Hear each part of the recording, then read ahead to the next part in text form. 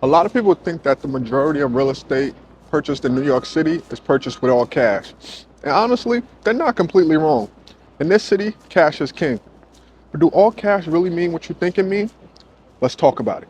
My name is Chris Jordan. I'm a luxury real estate agent here in New York City. And if you think about moving to New York and you want to know how offers are structured, stay tuned because we're going to go through each stage. Let's go. The data shows that in Q2, 69% of all deals in Manhattan was purchased with all cash. That's a 23% increase from year to year. And when you go 3 million and higher, that number goes up to 78%. So yes, cash do dominate the Manhattan market, but a big portion of those deals wasn't truly all cash. I think to really understand the structure of contracts, we need to talk about the different stages. So let's talk about stage one, step one. The first step is presenting a cash offer. Anybody would tell you undoubtedly sellers love cash offers. So cash offers almost become a negotiation tactic because what cash offers do is for sellers, it's a sign of certainty. They don't have to go through a lot of the roadblocks a mortgage contingency will present. Stage two is where things get interesting.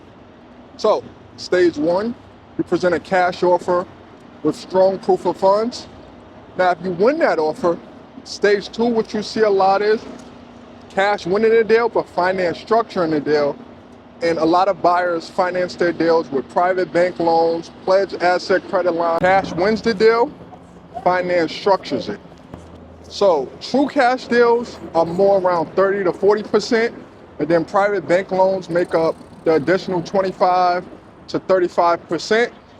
So the 69% definitely can be a little bit overblown, and it's not as many true cash deals in New York City as we think. Even though if you do have the means, cash is king, and it definitely can help you in negotiations. One true exception to all of this is foreign buyers. Foreign buyers are true all cash buyers because it's very, very difficult for them to find financing, whether it be from a traditional bank or a private bank here in the States. So foreign buyers definitely make up a large part of the true cash buyers here in New York City. We have new developments. New developments definitely inflate the numbers, and I'll try to explain a little bit. But in the early stage of new development, it's very, very difficult to get funding outside for new development just because the building is not stabilized. It's a huge underwriting risk. So a lot of people have to go cash for new developments to have a certain level of occupancy.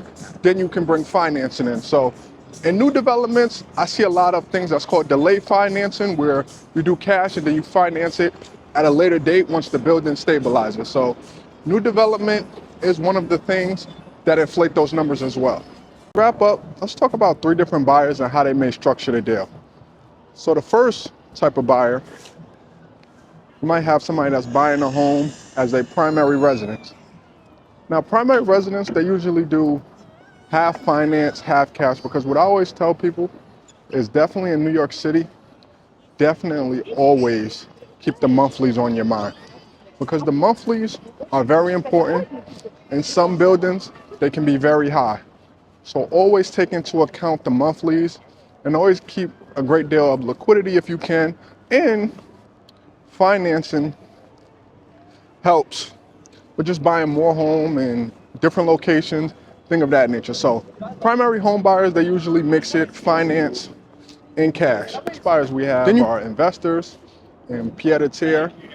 And I think they lean towards more cash because a lot of times, majority of them are foreign buyers, but also they're looking to park their money somewhere. So it's more of an investment, and depending on interest rates and what rates they could get private banking and relationship banking, it depends. But I would say the majority of them do go all cash.